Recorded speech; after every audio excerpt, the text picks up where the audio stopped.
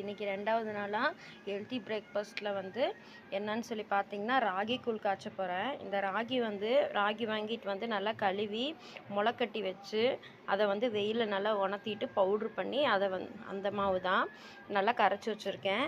இங்கே பார்த்தீங்கன்னா தண்ணி கொதிச்சிட்ருக்கு. தண்ணியிலே வந்து லைட்டாக உப்பு போட்டாச்சு. தண்ணி வந்து நல்லா வந்து பபிள்ஸ் வந்து டபக் டபக் டபக் நல்லா கொதிக்கும். அந்த டைமில் வந்து நம்ம இந்த மாவு ஊற்றி நல்லா கிண்டி எடுக்கணும்.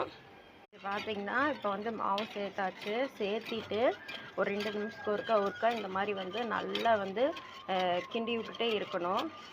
அப்படி கிண்டி விட்டுட்டு இருக்கும்போது வந்து மாவு நல்லா வெந்து நல்லா இப்போ வந்து தண்ணியாக இருக்குதுல்ல, ஒரு மாதிரி வந்து கூழ் பதத்துக்கு வந்து நல்லா கொஞ்சம் கெட்டியாக தண்ணியெலாம் வற்றி கொஞ்சம் ஒரு மாதிரி கூழ் பதத்துக்கு வந்துடும்.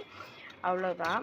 இதில் வந்து நம்ம தேங்காய் பால், நாட்டு சர்க்கரை இந்த மாதிரி சேர்த்துக்கலாம். நான் வந்து இன்றைக்கி லைட்டாக உப்பு மட்டும் போட்டிருக்கேன். அதில் வந்து